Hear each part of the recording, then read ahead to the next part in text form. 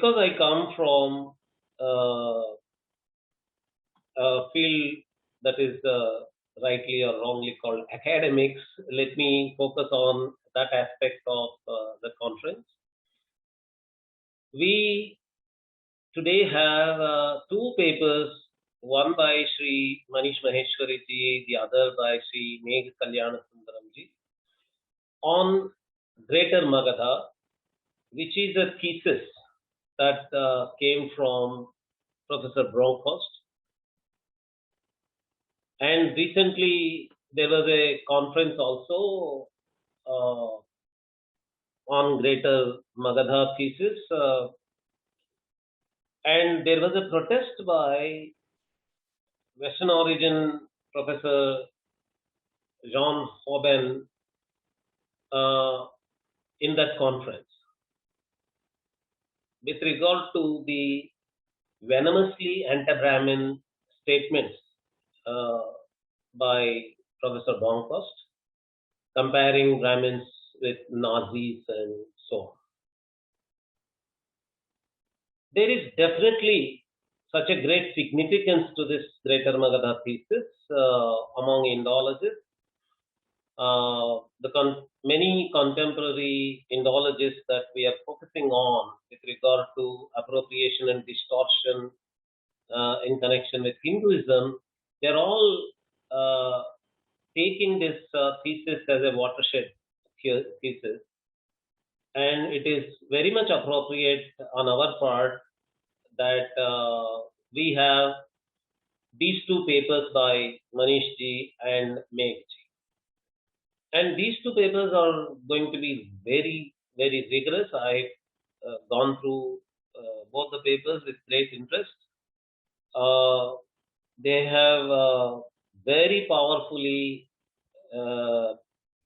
exposed the methodological lacunae and weakness of the arguments in the Greater Magadha thesis of Professor Bronkhorst. Manish ji is going to cover several different aspects that are covered in the Greater Magadha thesis, and Sri Megh ji is going to focus only on the karma aspect of the Greater Magadha thesis. And Dr. Elst, Dr. Coenrod Elst is going to talk about a very significant aspect of Buddhism. One of the things that gets circulated among observers of Buddhism vis-a-vis Hinduism is that Hinduism is projected as a non-egalitarian culture, and in contrast, Buddhism is projected as egalitarian. And what Sri Harikiran ji was focusing in his talk, a new attraction for Buddhism among the Western spiritual seekers or religious seekers, is partly based on this idea also that Buddhism is comparatively, relatively a more egalitarian tradition. Dr. Elst is thoroughly going to review the validity of this notion, and he is going to show the lacunae in this belief that life of Buddha itself was full of egalitarianism. And we have two papers, one by Dr. Kundan Singh and another by Dr. Rao, which are going to talk about the colonial and Victorian aspects in the Buddhist studies. Dr. Rao is going to talk about what he calls Victorian Indologists, and as we all know, there was this whole Mahabodhi temple controversy, and why Victorian Indologists had to take a position that they took during that controversy. And Dr. Kundan Singh is going to talk about colonial discourse uh, and how the entire colonial discourse has distorted our understanding of Buddhism. And as usual, we have our Professors Vishwa Adluri and Jaideep Bokchi. Many of us are familiar with their exploding and blasting arguments with regard to Indological analysis. Particularly, Professor Jaideep Bokchi, who is going to present the paper in behalf of the two authors, is going to focus on the epics, Sanskrit epics, like Mahabharata, and in their analysis, in the Western Indological analysis of these epics, how there is an influence of what is called as Protestant Buddhism is going to be focused on by uh, these two authors. When we were conducting our Vedic mindfulness seminar, uh, when before COVID, it was conducted in Indira Gandhi National Center for Arts, IGNCA. Dr. Kathirasan from Singapore, he presented a paper on how mindfulness is in fact a Vedic idea, and to project mindfulness as a Buddhist idea alone is fraught with academic methodological lacunae. And let me tell you that if you search on academia.edu, there are numerous articles on mindfulness in which appropriation of mindfulness to what is called as a secular wellness industry itself has been protested by what I would like to call traditional Buddhists.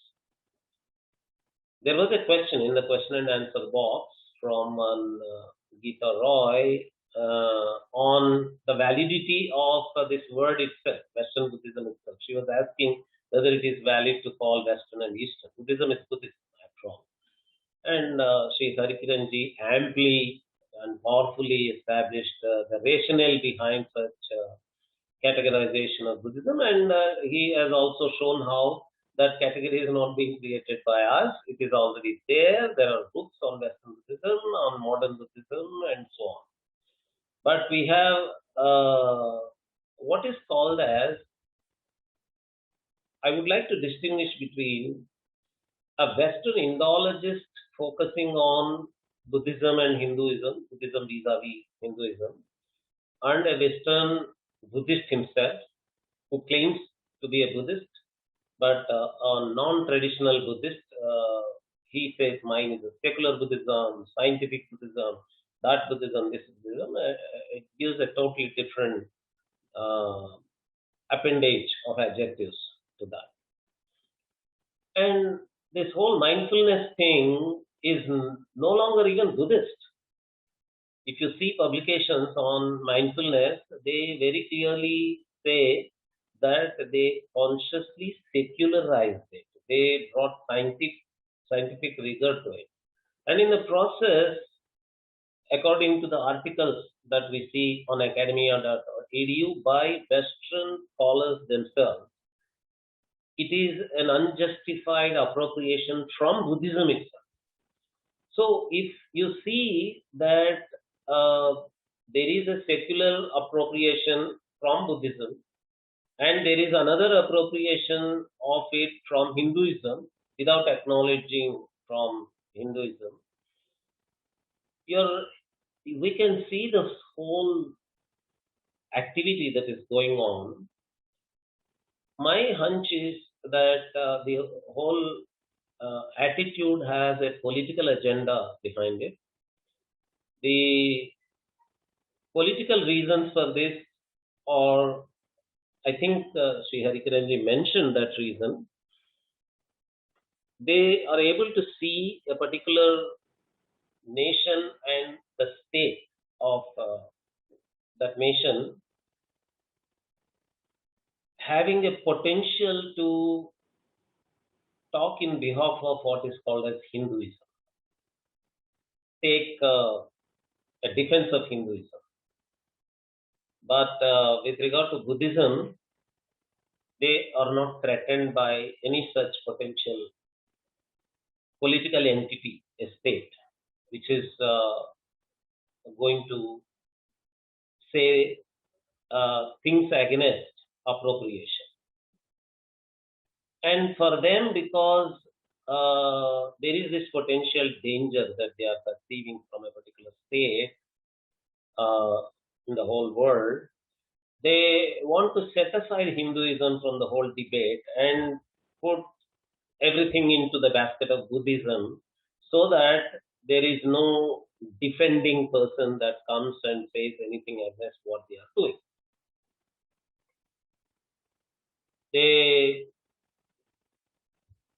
These articles where appropriation from Buddhism, appropriation of mindfulness from Buddhism, this whole secular wellness industry, hospitals, and all that is also not cared for because it is not traditional Buddhist. It's not from Japan. It's not from Sri Lanka. It's not from any Southeast Asian country. The governments are not getting involved. They're not protesting. They are not doing anything in that direction. But with regard to anything Hindu, they have a perception that it could come from a particular state. So, in the process, what we see is that those who call themselves academicians, but in fact, what they do is a political discourse which has a lineage and a genealogy of Marxism. Actually, the word genealogy is used by Foucault. He talks of archaeology of knowledge and genealogy and these things. And we can apply the same word to Foucault himself and show that he belongs to the genealogy of Marxism, basically. The entire postmodern discourse, we can trace its origin to this, and what we call critical theory and what they call cultural studies, all these are being projected as academics inside the university system. But obviously, cultural studies, critical theory, everything, if you go and see what's happening there, they're all new avatars of Marxist political activity on the university campuses. But funny thing is that these people, whenever you defend a particular culture from the political attack of these political scholars who call themselves academics, they immediately use the word political. You're doing politics. You're talking politics. But as we all know, we are only academically reacting to the political activity that is happening in the name of academics. If our academic activity to counter the political activity in the name of academics looks to be politics, so be it. Absolutely no problem. That's what we want to do. And we are able to do it in a very powerful way. You're going to see how powerfully, how rigorously, how methodologically, strongly the rebuttal of the Western scholarship about Hinduism vis-a-vis Buddhism or Buddhism vis-a-vis Hinduism has been done. And really, really, we are proud of all the paper presenters today. The amount of rigor and scholarship they have put into these papers. And this is, I'm sure, going to be one of the biggest feathers, powerful feathers in our cap. Thank you very much. And I welcome all the paper presenters of today's conference. Everyone is tall, everyone a big figure. Actually, we are so lucky to have such a galaxy of scholars.